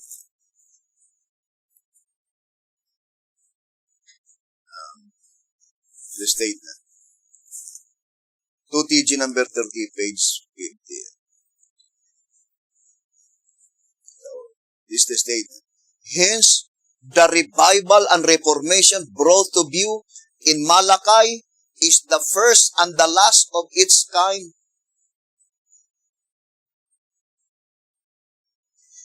I would like to read again, 2TG 30, page 15.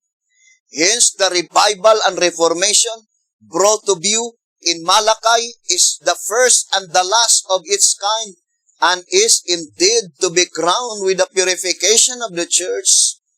Those who do not awake now will therefore sleep forever. So,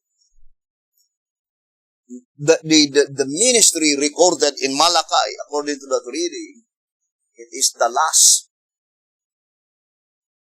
The first antitypical Levi, and the last. So concerning Malachi 3, verse 3, there is only one single prophecy. Because that is the first. The first antitypical Levi, and the last antitypical Levi.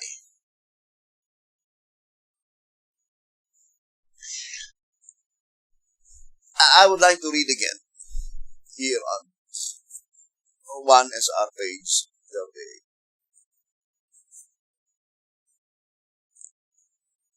It says, 1 SR page 38. But God said, Israel is my firstborn, the true Israel, the 144,000. So what is Israel? Israel is my firstborn, the true Israel, the 144,000. That promise then would find its fulfillment here. Of them we read, being the first fruits unto God and the Lamb. If such is the case, then the 144,000 would be priests and Levites. Isaiah 61 would have no reference to another class than Israel by the promise, the 144,000. 1 SR page 38. Now, let us go back again to our subject, brothers and sisters, concerning the woman and her seed. Who is she, the woman? That is the last ordained ministry, represented by the tribe of Levi. And Levi are not the firstborn son. They are the only tribe that did not participate in such apostasy.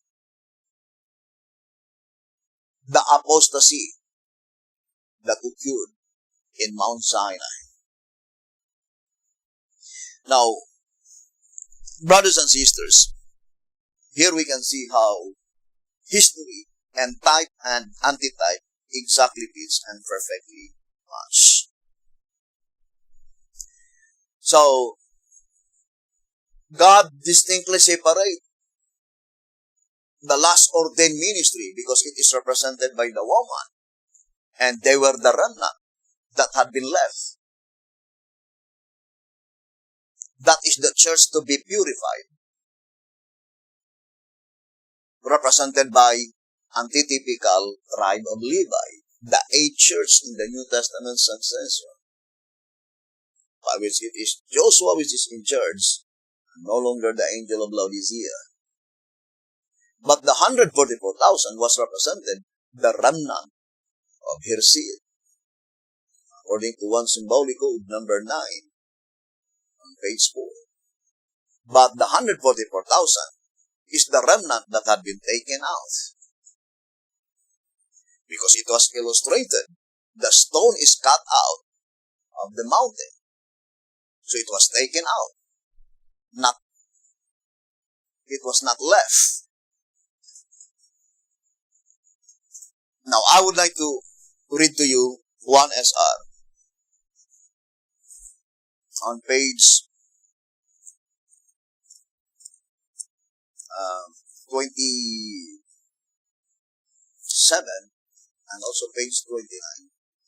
It is positive that the sealing of the 144,000 is Ezekiel 9.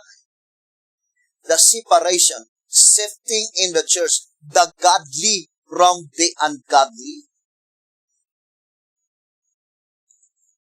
So, who have been taken out? The godly. And who are they that have been left? The ungodly. In page 29, it says, the sealing of the 144,000 is the separation of the faithful from the disloyal ones. What is the sealing of the 144,000? The separation of the faithful from the disloyal ones. So that is the second section of the separation. God take them out. Here in tract number 8, on page 21, it says, those who give implicit heed to the call, what call? First, the 11th hour call.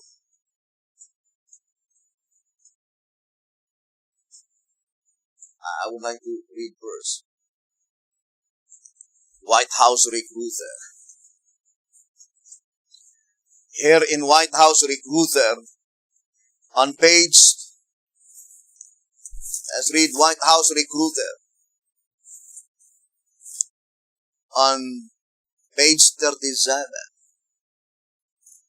Only those who give ear to the 11th hour call are to be spared in the separation and to make up the last group of servants with the last message. White House Recruiter, page 37, it says, only those who give ear to the 11th hour call are to be spared in the separation and to make up the last group of servants with the last message. What is the 11th hour call? The 11th hour call, brothers and sisters, is even more particularly pertaining to that event before the earth will open her mouth to swallow the dragon's flood. The Voice of Inspiration says in 2TG 24, on page 24 and page 25, it says, this and all their followers and sympathizers perish. The earth opened her mouth and swallowed them up, and their houses, and all the men that appertain unto Korah, and all their goods. Number 16:32. Who are they that perish when the earth opened her mouth? Korah, Dathan, and Abiram. Who else? All their followers. It did not say some of their followers, but rather all their followers. Who else? All perish. So, the message given by God in number 16, it says here. So, this is the very message. Verse 21 and verse 26. Separate yourselves from among this congregation, that I may consume them in a moment. And he says on verse 26, and he spake unto the congregation, saying, Depart, I pray you, from the tents of these wicked men, and touch nothing of theirs, lest ye be consumed in all their sins. Separate and depart. And the mere fact that the 144,000 are scattered throughout the length and breadth of the earth without a shepherd, plainly indicating that all of them separated from all such worldly organizations. It says here in 1 SR 222, though such great apostasy and blasphemy has gripped the world, God's church, 144,000 in number, is scattered throughout the length and breadth of the earth without a shepherd, have not bowed a knee to Baal. 1 SR page 220. The shepherd's rod is very plain here in Old Symbolic Code. It says here in 2 Symbolic Code number 1, page 6, the above quotation needs no interpretation, as does early writings, page 71. It is definite that before God's people receive the seal, they must separate themselves from sin and sinners. Very good. Before the 144,000 could receive the seal of the living God in their foreheads, by which that seal is a seal of immortality, they must separate themselves from sin. What sin? Sinning against the holiness. If you belong to a movement by which the present fruit had not been bestowed by God, entrusted by God, all of them who remain into that group are categorized as impenitent sinners. Maybe they will say, are you saying you are no longer sinners? We are still sinners, but penitent sinners. There are only two classes of sinners: penitent sinners. The only penitent sinners are those sinners by which they accept completely the punishment. So here, brothers and sisters, I read again, tract number 8, page 21. It says, those who give implicit heed to the call shall have an irresistible desire to come fully into line and to have the Lord separate them from sin and sinners. That statement, to have the Lord, is to allow, to permit, to allow God to separate us, illustrated by a stone cut out. Let us allow God, that God could separate us. It says, those who give implicit heed to the call shall have an irresistible desire to come fully into line, and to have the Lord separate them from sin and sinners. They alone shall receive the seal of God, and as the first fruits of the kingdom, 144,000 strong, stand with the Lamb on Mount Zion. Number 8 on page 20. Now, brothers and sisters, I would like to say that to all the 144,000 people, let us prepare ourselves to this all-out effort, imminent, daily service. The one reported, 1,000 people, page 60. To be among that glorious number, the final effort of us, revival and reformation. And the shepherd's rod plainly told us here in 1 teaching number 41. On page 29, it says, This chapter of Isaiah the prophet is indeed to bring revival and reformation, such as has never taken place since the beginning of sin. God forbid that any one of us should miss the experience and the blessings that come through this revival and reformation. He says, God forbid that any one of us should miss the experience and the blessings that come through this revival and reformation. On page number 40, page 49. So, brothers and sisters, let us now study closely that predicted event by which it says, imminent day assault. Let's read again the statement here in White House Recruiter on page 61. It says, now at the 11th hour, therefore the recruiter is marshalling forces, the world around to the standard of the great Prince of Truth, in preparation for heaven's imminent day assault against the abominations that are carried on by the hypocrites, the dragon's blood. Revelation 12, verse 3. Let us now prepare for the imminent day assault against the abominations that are carried on by the hypocrites, by the dragon's blood. So let us prepare our lives, brothers and sisters, and that will be our next episode. We will show you all the protected events that will soon be materialized. That event will be fulfilled this very year. This very year, brothers and sisters.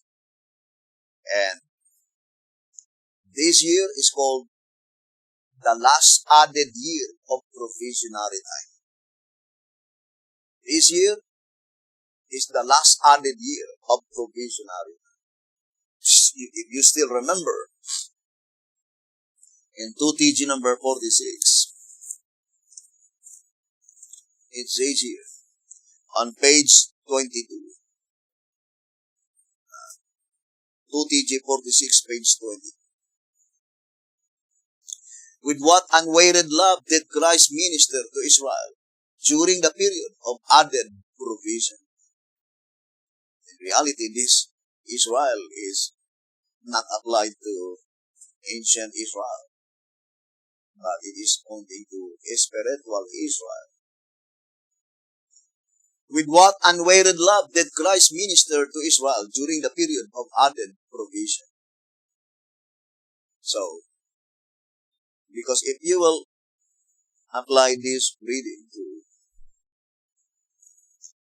the first advent of Jesus Christ, the last year is 34 AD. But Jesus Christ already ascended to heaven in 31 AD.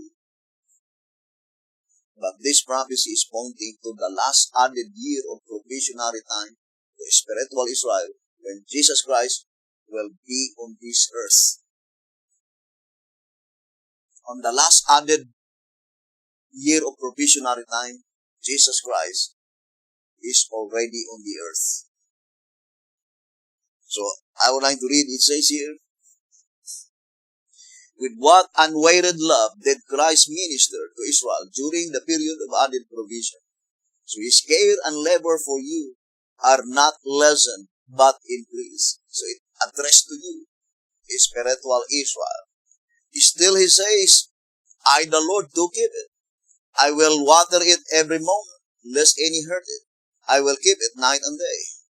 If it bear fruit, well. If not, then after that, the heart that does not respond to divine agencies becomes hardened until it is no longer susceptible to the influence of the Holy Spirit. Then it is that the word is spoken, cut it down, why cumbereth it the ground? This parable explains that Christianity is plant-like. It is alike a fruit tree. It is like a fruit tree. Moreover, it explains that God is very patient with us in our Christianity. For in the parable, only after the third fruitless year would the Lord consider cutting down the barren fig tree. And even then, he was convinced to wait still another year. Thus we see that we are given plenty of time in which to make good. Plenty of time to begin bearing fruit. There is, nevertheless, as in the parable, no fruitless tree to be spared beyond the fourth parabolic year. So that is very plain, brothers and sisters. And we are now on that last added year of provisionary time, brothers and sisters. And after this year, then the divine decree will be pronounced. That's why we need to prepare our lives. We need to study closely the Bible, for prophecy, more particularly the Shepherd's Rod publications. Now, remember, brethren, that according to the Shepherd's Rod, track number 48, on page 38, it says, for to know their church aright through timely truth is what brings life eternal. So to know their church aright through timely truth is what brings life eternal. Just to recognize the true wife, the ministry, recognized by Jesus Christ as His ministry. And to know that church, the true church, is what brings life eternal. Here in one is our packet edition. On page 86, it says, I would like to read this way, although it needs more elucidation. Furthermore, Jerusalem, let it be remembered, is the capital city of Judah. The present siege against the city, the Seventh-day Adventist denomination, is to be assigned to the Sunday keepers. That is, it is designed to awaken them to a realization of how the Lord is to be worshipped and where saving truth is to be found of the commencement of the great and dreadful day of the Lord. One is our packet, page 86. Where saving truth could be found of the commencement of the great and dreadful day of the Lord. Because the great and dreadful of the Lord is the judgment for the living. Right? And 1 TG number 28, page 15, it says, the great and dreadful day of the Lord, the judgment for the living. 1 TG 28, page 15. The great and dreadful day of the Lord is the judgment for the living. So it must be pointing to the church in the judgment for the living. That is the church by which the saving truth. What is the saving truth? The gospel, the present truth. And in this study, the identifying earmark given by God so that you could easily recognize God's true wife, it says, 2 TG 16:18, and that she is His saving truth, His true wife, the truth that gave birth to Christ, and that gives birth to all His brethren, His followers, the remnant of her seed. What does it mean? That gave birth to Christ. not only to Christ, but as well as that gives birth to all his brethren. Plainly indicating that this church, recognized by Jesus Christ as his true wife, it must be the church by which they have the complete information when Jesus Christ would visit the earth. Because that is what it means by give birth to Jesus Christ. That ministry, that church, they knew it beforehand. The predicted event when Jesus Christ will visit the earth. And not only they have understanding when Jesus Christ visits the earth, but at the same time, they completely understood when would be the remnant of your seed. Who is the remnant of your seed? One symbolic code, number 9, page 4, 144,000. When would be the second birth of the 144,000? Because the birth mentioned there is second birth. When would be the 144,000 will be born? Indicating that this woman is aware to the fact because she was travailing in pain to deliver. Not only the remnant of her seed, but as well as the birth of Jesus Christ, which is pointing to Christ's visitation on this earth.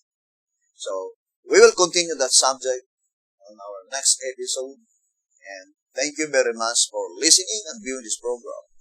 May the good Lord bless you. Have a beautiful, wonderful evening.